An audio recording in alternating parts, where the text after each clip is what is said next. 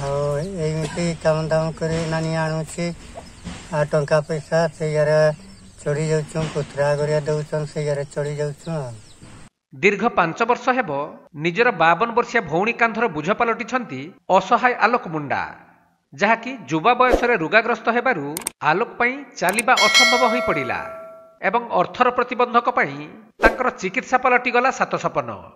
एपरिक दिनकु दिन तांको शरीर रुग्ण होई पड़िबा द्वारा गोटिए स्थानरु अन्य स्थानकु जाई न पारि पड़ि रहिछंती। तेबे सकाळ हेले तांको भौणी टीण चादर उपरे काठ और पथर लदा घर भितरु भाई को बाहर को आनी नित्यकर्म शेष कराई थांती।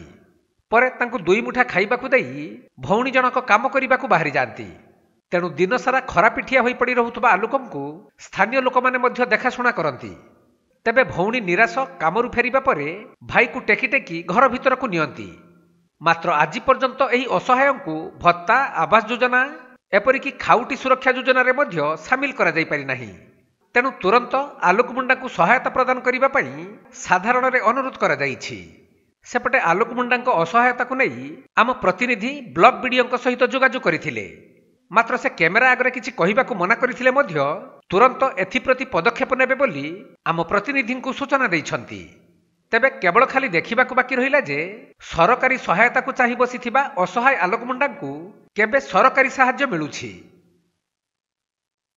निराश मुंडा, आलोक मुंडा एही दी भाई भौणी बहुत दिन होला असुविधा रे पड़िचंती एवं मु से जिनस जानि नथिली आपण मानको पाखरु बुझी नेली।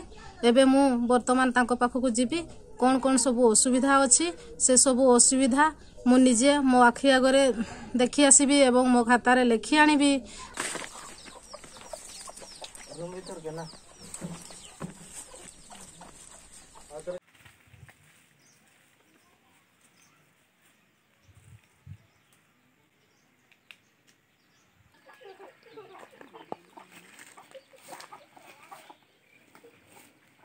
केन्दुझर जिला चंपुआरू छत्रपति नायकों रिपोर्ट, कोणार्क लाइव।